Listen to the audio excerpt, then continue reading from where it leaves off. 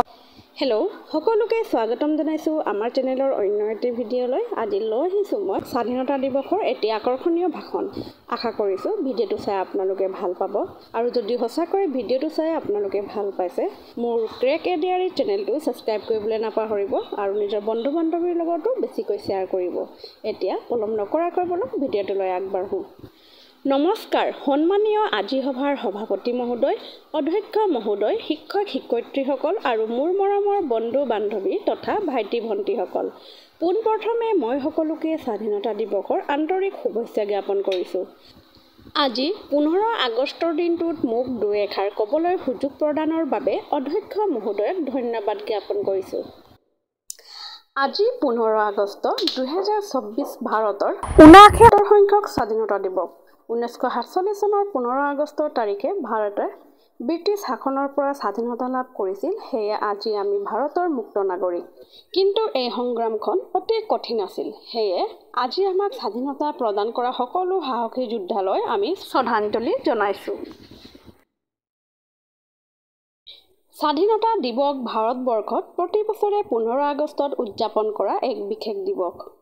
1947 চনৰ এই দিনটোত ভাৰতে ব্ৰিটিছ শাসনৰ পৰা মুক্তি লাভ কৰিছিল আৰু এখন স্বাধীন ৰাষ্ট্ৰ হিচাপে আত্মপ্ৰকাশ কৰিছিল। 15 আগষ্টৰ দিনা ভাৰতৰ প্ৰধানমন্ত্ৰীয়ে স্বাধীনতা সংগ্ৰামৰ শ্বহীদসকলক শ্ৰদ্ধাঞ্জলি জনায়।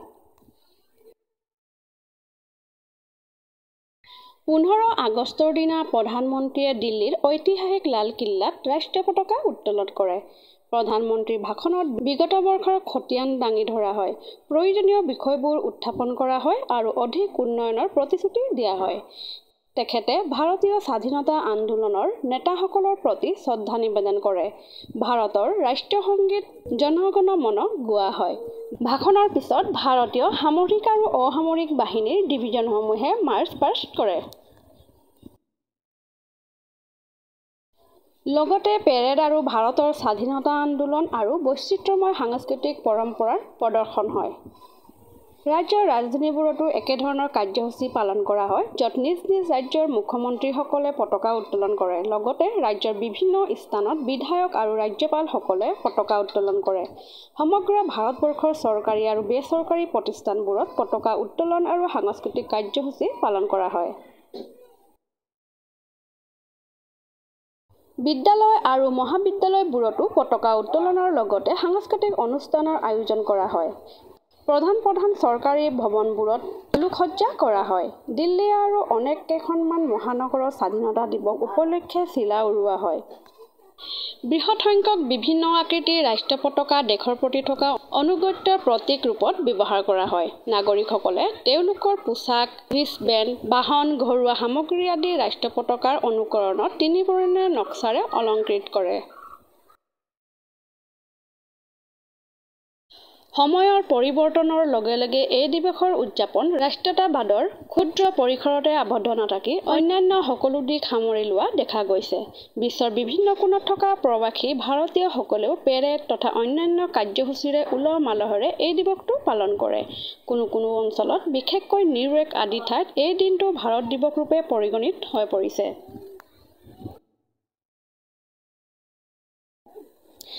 স্বাধীনতা দিৱস কেৱল মাত্ৰ এক আনন্দৰ দিন নহয়, ই আমাৰ বাবে এক দায়িত্বৰো স্মাৰক। এই দিনটোৱে আমাক স্মৰণ কৰায় যে দেশৰ স্বাধীনতাৰ বাবে কৰা অসংখ্য ত্যাগৰ কথা আৰু এই ত্যাগৰ ফলত আহি পোৱা এই স্বাধীনতাৰ মূল্য। সেয়া আমাৰ সকলোৰে দায়িত্ব যে এই স্বাধীনতাক মূল্যায়ন কৰি দেশৰ উন্নতি আৰু প্ৰগতিত মনোনিৱেশ কৰা। স্বাধীনতাৰ দিৱস আমাৰ বাবে এক বিশেষ দিন, যি আমাৰ জাতীয় গৌৰৱৰ প্ৰতীক আৰু আমাৰ সকলোৰে বাবে এক নতুন আশাৰ পোহৰ। শেষত পুনৰবাৰ সকলোকে স্বাধীনতা দিৱসৰ বহুত শুভেচ্ছা জনাই মই মোৰ চমু বক্তব্য সামৰণি মাৰিলোঁ। ধন্যবাদ।